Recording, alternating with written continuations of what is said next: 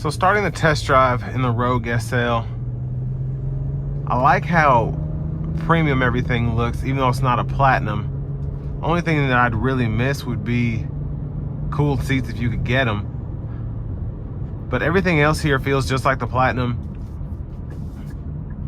You have your Pro Pilot Assist, digital gauge cluster. Well, I should say half of a digital gauge cluster. But most importantly, you have this turbocharged 3-cylinder engine, which is extremely quick.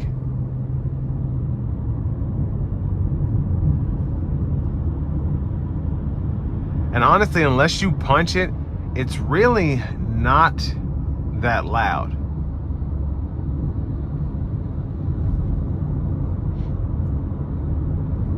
Now the paddle shifters are also fun to use. It really just gives you a manual mode, even though there aren't actual shifts. But it's fun to do every so often. But we'll test that out when we get on the interstate. Now, driving dynamics for me, it's quite spacious in here. So it's impressive that I have this much space, but also that this vehicle's so easy to drive. It's not like I'm in a Tahoe and then it's hard to actually keep this in between the lines. It's not the case at all. I mean, I have several, even with this panoramic sunroof, several inches of headroom. But I'm gonna put it in a sport mode and try out these paddles.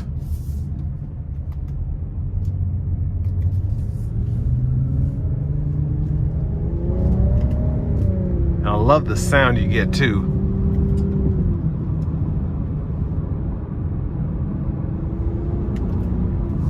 I mean, it sounds very V-spec in my opinion. Like those older Sentras and Altimas, I think it's the SER V-spec. It's just, it sounds so tuned, I love it.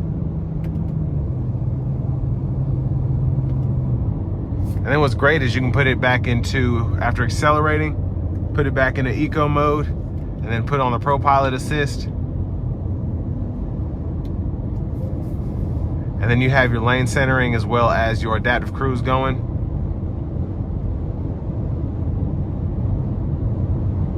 And I mean, the Pro Pilot Assist is a pretty good system for the most part.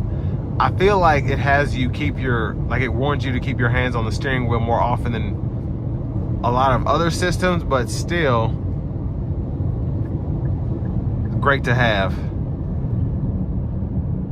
And ride quality was actually pretty good, and wind noise was very minimal.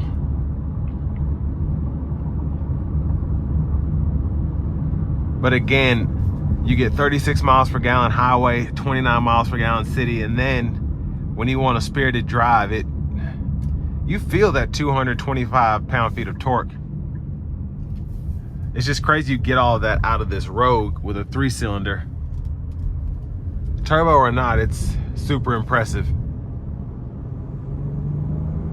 And I love the pull that you get. You feel like you're in a street car. It's just, I love it. You get that same VC turbo feel in the Altima. But this actually feels just as quick, in my opinion, as the Altima. Just in terms of the pull that you get from the turbocharger. Now, in terms of competition for this Rogue, you do have Toyota's RAV4, Honda's CR-V, Ford's Escape, Chevy's Equinox, and then Hyundai's Tucson. But to me, this is one of the more fun ones to drive, just because I feel like the powertrain is so crazy. You don't have to worry about shift points with the CVT, but you have, especially with the paddle shifters, a vehicle that feels like something out of Fast and the Furious with this 3-cylinder turbo. It was super fun to drive. I mean, the pull is, it's fantastic. I love it. It's just so much fun. And then Mazda CX-5 is a good competitor as well. But again, I feel like nobody has an engine that really competes with this, especially for that price point.